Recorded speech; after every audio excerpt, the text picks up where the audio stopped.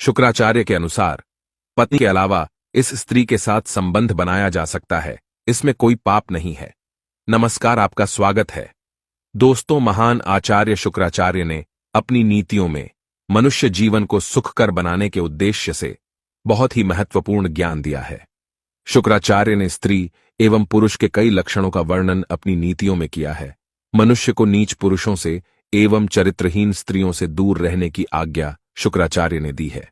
शुक्राचार्य भले ही दैत्यों के गुरु थे, किंतु उनकी नीतियां संसार की सर्वश्रेष्ठ नीतियों में से एक मानी गई है।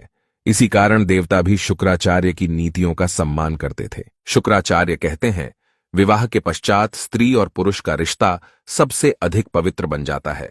पति और पत्नी दोनों को ही एक दूसरे पर विश्वास करके संसार का रथ आगे बढ़ाना चाहिए। किंतु अगर पति अथवा पत्नी में से किसी एक में दोष हो तो वह घर बर्बाद हो जाता है। ऐसे घर में सदैव ही दुख और दरिद्रता निवास करती है। शुक्राचार्य के अनुसार प्रत्येक स्त्री को अपने पति के प्रति एक निष्ठ रहना चाहिए। उसे अपनी पति के विरुद्ध कभी नहीं जाना चाहिए। जहां पर पति का सम्मान न किया जाए, ऐसे स्थान पर उसे कभी पैर भी नहीं रखना चाहिए। एक स्त्री के लिए उसका पति ही सर्वस्व होता है। साथ ही पति का भी यह कर्तव्य होता है कि वह अपनी पत्नी के प्रति वफादार रहे, वह उसके साथ कभी दुर्व्यवहार ना करे, कभी भी पत्नी के अलावा किसी अन्य स्त्री के विषय में विचार ना करे और ना कभी किसी पराई स्त्री के साथ संबंध स्थापित करे। ऐसा करने पर घर का विनाश हो जाता है। मनुष्य को अपने समस्त इंद्रियों पर संयम रखकर ही संसार का रथ चलाना चाहिए। काम के वश में होकर पत्नी के अलावा पराई स्त्रियों में रथ रहने वाले पुरुष का विनाश अवश्य हो जाता है। लेकिन शुक्राचार्य ने एक ऐसी स्त्री के बारे में भी बताया है जिसके साथ पत्नी के अलावा संबंध बनाया जा सकता है, लेकिन ऐसा केवल एक ही परिस्थिति में किया जा सकता है, अन्यथा इसके भयंकर दुष्परिणाम भुगतने पड़ सकते हैं। आज हम आपको पत्नी के अलावा दूसरी ऐसी स्त्री के बारे में बताने जा रहे हैं जिसके साथ पुरुष संबंध बना सकता है, और ऐसा करने में कोई दोष नहीं होता है। लेकिन यह कार्य करने से पहले पुरुष को सावधान हो जाना चाहिए। शुक्राचार्य के अनुसार एक पुरुष के लिए पत्नी का महत्व ही सबसे बढ़कर होना चाहिए, किसी अन्य स्त्री का नहीं। लेकिन यदि आवश्यकता पड़ जाए तो वह दूसरी एक स्त्री से संबंध बना सकता है, जिसके बारे में प्रत्येक पुरुष को अवश्य जान लेना चाहिए। शुक्राचार्य कहते हैं, स्त्रियों के मोह में फंसकर ही बड़े बड़े विद्वान ऋषियों ने अपना तपोबल खो दिया है। बड़े बड़े राजा महाराजाओं ने अपने राज्य को खो दिया है। यहां तक देवताओं को भी स्त्रियों ने मोहित करके पृथ्वी पर पशुओं की भांति जीवन जीने पर विवश कर दिया था। मनुष्य को सावधान होकर अपने मन को स्त्री आसक्ति से दूर रखकर सदा ही कल्याणकारी कार्य करते रहना चाहिए, अन्यथा उसका विनाश हो जाएगा। शुक्राचार्य कहते हैं, एक नीच पुरुष का मन केवल स्त्री का नाम लेने मात्र से ही हर्ष से भर जाता है। वह केवल स्त्री का नाम सुनते ही उसके रूप की कल्पना करने लगता है। उसका मन काम भाव से भर जाता है। वह उस स्त्री को देखे बिना ही उसके साथ भोग विलास करने की कल्पना करने लगता है। फिर ऐसे नीच के सामने वह स्त्री साक्षात प्रकट हो जाए तो इसकी रक्षा ईश्वर भी नहीं कर सकते। ऐसे नीच पुरुष का कोई भला नहीं कर सकता जिसके चित्त में केवल स्त्री ही बसी होती है। मन को ऐसा होना चाहिए कि स्त्री के रूप को देखकर भी मन में कोई विकार उत्पन्न ना हो, तभी वह पुरुष संसार में कीर्ति प्राप्त कर सकता है। शुक्रदेव कहते हैं, नीच पुरुष जब एकांत में हो तो वह यह कामना करता रहता है कि कोई सुंदर स्त्री उस एकांत स्थान में आ जाए और उसकी कामेच्छा को संतुष्ट करे। एकांत में बैठे नीच के मन में सुंदर यौवन से परिपूर्ण स्त्री की आकृति दिखाई देने लगती है।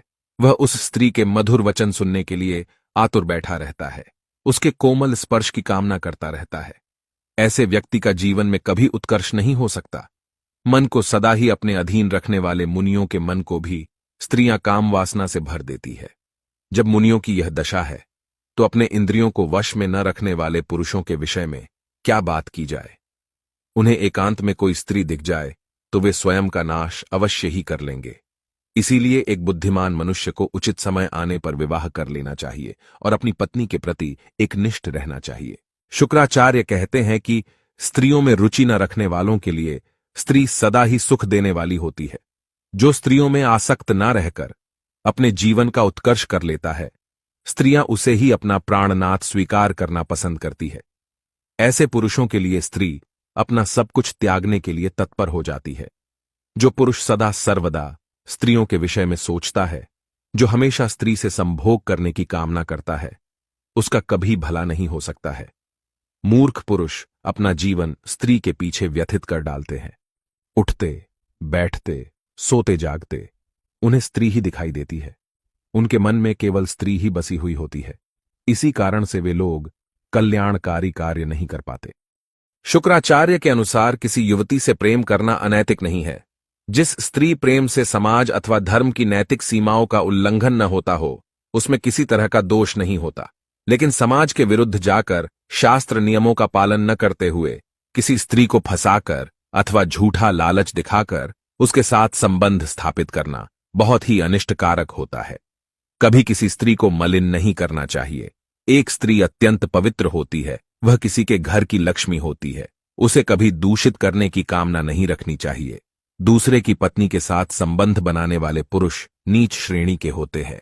ऐसे पुरुषों के पास स्त्री को कभी नहीं जाना चाहिए। यह उनके जीवन को बर्बाद कर देता है। लेकिन शुक्राचार्य के अनुसार एक पुरुष पत्नी के अलावा दूसरी एक स्त्री से विवाह कर सकता है। यदि पत्नी को दुख न हो, वह पति को दूसरी स्त्री से प्रेम करने की आज्ञा दे और वह पुरुष दो स्त्रियों को बराबर का हक एवं सुख देने में समर्थ हो, तो वह अन्य स्त्री से प्रेम कर सकता है। किंतु पत्नी जो गृह लक्ष्मी है, उसे असंतुष्ट एवं दुखी करके दूसरी स्त्री के पास जाता हो, तो ऐसा पुरुष मूर्ख ही कहलाएगा। शुक्राचार्य कहते हैं, जिस प्रकार से एक मादा पशु के पास दो नर पशु नहीं रह सकते, उसी प्रकार से एक पुरुष के पास दो स्त्रियां कभी नहीं रह सकती। उनके जीवन में कभी सुख शांति नहीं आती है। किंतु अगर पत्नी दूसरी स्त्री के लिए सहमत हो, तो पुरुष दूसरा विवाह कर सकता है। इसमें कोई दोष नहीं है।